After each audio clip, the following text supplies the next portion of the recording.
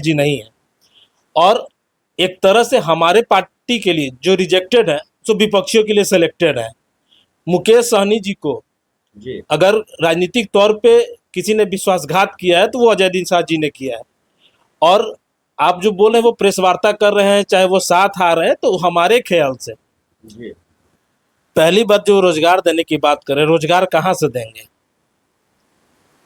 उनके पिताजी लोगों के रोजगार को छीने हैं। और वो जो बराबर 17 महीने की बात करते हैं, तो 17 महीने जो वो रोजगार की बात करते हैं उसको नीतीश कुमार नहीं किया है, तेजस्वी यादव जी ने नहीं किया है। और उसकी बुनियाद को जिस समय एनडीए की सरकार थी उस समय रखी गई थी। नमस्कार, आप देख रहे हैं जनता जागरण और मैं हूं आपके साथ प्रिंस कुमार। जिस तरीके से लगातार मैं अलग अलग लोकसभा का दौरा करके अलग अलग लोकसभा में जाकर चीजों को दिखा रहा हूं, ठीक उसी तरह से आज मैं मुजफ्फरपुर लोकसभा में पहुंच गया हूं और यहां पे चीजों को समझने के लिए, आपको रूबरू कराने के लिए, बताने के लिए आपके साथ जुड़ चुका हूं। और हमारे साथ एनडीए प्रत्याशी जो हैं उनके जिला मीडिया प्रभारी आशीष श्रीवास्तव जी जुड़ चुके हैं। आशीष जी, सबसे पहले बहुत बहुत स्वागत है आपका। बहुत बहुत धन्यवाद आपका। क्या लगता है इस बार मुजफ्फरपुर का क्या माहौल है? अब चुनाव भी काफी नजदीक आता जा रहा है, आप लोगों की तैयारियां भी उसी स्तर से तेज होती जा रही है। क्या लगता है, क्या समीकरण दिख रहा है अभी तक आपको? इस बार के लोकसभा चुनाव में मुजफ्फरपुर में कोई समीकरण नहीं है जी और इस बार हमारा नारा ही है, देश में 400 पार, मुजफ्फरपुर में 5 लाख पार वोट से हम लोग चुनाव जीतेंगे। लेकिन सबसे बड़ी बात है कि आप जिनके खिलाफ चुनाव लड़ रहे हैं वो यहाँ का अभी सिटिंग एमपी हैं और वो भी उस दल से जीत कर आए हैं जिस दल का झंडा लेकर आप अभी चल रहे हैं। और वो आज अपोजिशन के दल में चले गए हैं, इंडिया महागठबंधन के दल में चले गए हैं। क्या लगता है पिछले 10 साल का उनका कार्यकाल, काम करने का तौर तरीका को आप जनता में कैसे भरोसा दिला पाएंगे कि आप उनसे बेहतर करेंगे? देखिए, ये तो वक्त बताएगा जो उनसे बेहतर करेंगे या नहीं बेहतर करेंगे। 10 साल में जो विकास, अधूरे विकास थे, उस बचे हुए काम को हमारे प्रत्याशी, एनडीए के जो प्रत्याशी हैं डॉक्टर राजभूषण चौधरी साहब, वो जरूर पूरा करेंगे। और जब बात रहा टिकट कटने का, जिनसे हमने मुकाबला की बात अब कर रहे हैं, तो वो 10 साल में काम किए हैं, ऐसा नहीं है नहीं किए हैं, जितने लेकिन जो विकास की गति होनी चाहिए वो उतनी तेज नहीं थी। आशीष जी, सवाल ये भी है कि बिहार की जब चुनाव की बात आती है तो जातीय समीकरण बड़ा फैक्टर करता है। आज मुकेश सहनी भी उनके साथ खड़े नजर आ रहे हैं और मुकेश सहनी बार बार मल्लाह को आरक्षण देने का जिक्र कर रहे हैं। क्या लगता है वो मुकेश सहनी का दावा और विश्वास आपके वोट बैंक को कितना प्रभावित कर पाएगा? देखिए, सबसे पहली बात, आप जिनका नाम ले रहे हैं मुकेश सहनी जी का, जी अगर उनको एनडीए में जिस समय वो बिहार सरकार में मंत्री थे तो उनको बाहर का रास्ता अजय निषाद ने ही दिखवाया था। अजय निषाद जी का उस समय का दावा था जो मल्लाहों का नेता मैं हूँ, मुकेश सहनी जी नहीं है।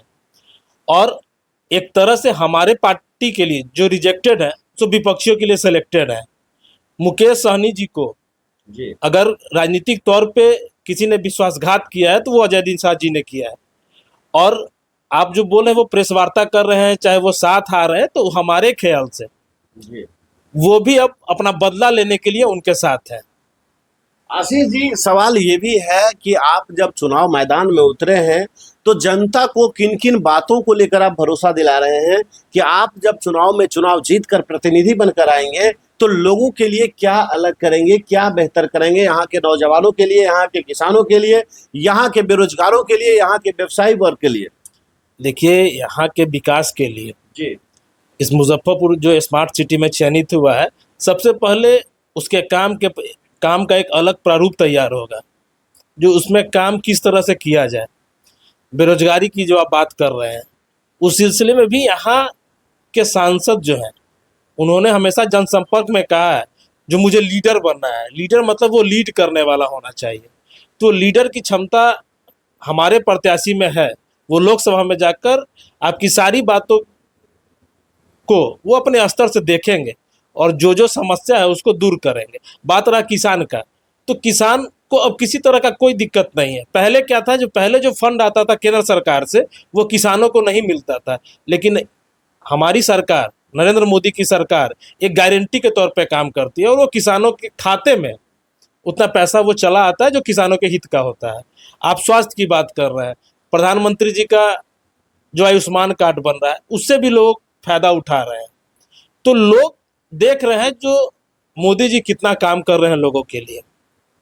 इसलिए हम लोग जब भी चुनाव में प्रचार में जाते हैं तो हम लोग प्रधानमंत्री का जितना जो योजना है वो सारे लोगों को बताते हैं, जो जिससे लाभार्थियों को फायदा हो सके। आशीष जी, जब आपने गारंटी का जिक्र किया तो मुझे भी याद आ गई एक सवाल। मोदी जी की गारंटी 400 पार की है इस बार की। आपके संसद प्रत्याशी महोदय की क्या गारंटी होगी मुजफ्फरपुर लोकसभा जनता के लिए? यहाँ की गारंटी उन्होंने स्पष्ट तौर पे कहा है, जो अगर मैं 5 साल में आपकी गारंटी पे खरा नहीं उतरता हूँ तो अगली बार मैं वोट मांगने आपसे नहीं आऊंगा जी। यही हमारी गारंटी तो है। मतलब ये मान लिया जाए कि जिस तरीके से आप बता रहे हैं चौतरफा विकास की बात ये कर रहे हैं। पूरी मतलब मुजफ्फरपुर को एक समृद्ध मुजफ्फरपुर बनाना है लोकसभा को जी। और जितना जो विकास हो सकेगा उस सारे विकास के लिए राजभूषण जी तत्पर रहेंगे। लेकिन आशीष जी, सवाल आखिरी ये होगा, क्या होगा आपका अब अगला समीकरण, रणनीति क्या होगा? क्योंकि अब बहुत कम टाइम बचा है चुनाव में। उस चीज को ध्यान में रखते हुए अब स्ट्रैटेजिक रणनीति क्या होगी जिसमें जनता जो नाराज होंगे मोदी सरकार को लेकर? क्योंकि तेजस्वी यादव लगातार कह रहे हैं कि अगर इंडिया गठबंधन की सरकार बनती है तो 15 अगस्त को हम 1 करोड़ लोगों को रोजगार देंगे। पहली बात, जो रोजगार देने की बात करें, रोजगार कहाँ से देंगे?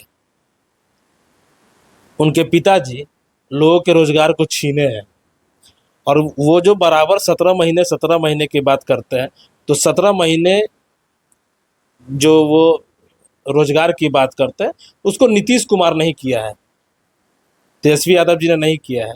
और उसकी बुनियाद को जिस समय एनडीए की सरकार थी उस समय रखी गई थी जी। तो विकास कभी भी तेजस्वी यादव जी ने नहीं किया है। तेजस्वी यादव जी ने झूठे वादे ही हमेशा किए हैं और जो खुद भ्रष्टाचार हो वो क्या विकास की बात करेंगे और रोजगार की बात करेंगे? वो तो नौकरी के लिए लोगों से पैसे की मांग भी करते थे। उनका कोर्ट में ये मामला भी चल रहा है। तो जो खुद सजा याफ्ता हो तो वो क्या जनता को रोजगार देंगे? तो मतलब ये मान लिया जाए कि मोदी जी की 400 की गारंटी और आपके सांसद प्रत्याशी जो अभी फिलहाल मुजफ्फरपुर से एनडीए से हैं उनकी मुजफ्फरपुर के लिए गारंटी, पूरी तरह से जनता उनके साथ खड़ी होती हुई नजर आ रही है। पूरी जनता उनके साथ है। यहाँ तो विपक्ष नाम का कोई चीज ही नहीं है, विपक्ष नाम का कोई चीज नहीं है। आप हल्के में नहीं ले सकते, एकदम हल्के में ही ले रहे। कोई टक्कर नहीं है। अगर 10 साल के सांसद होते तो भारतीय जनता पार्टी उनका टिकट नहीं काटती जी।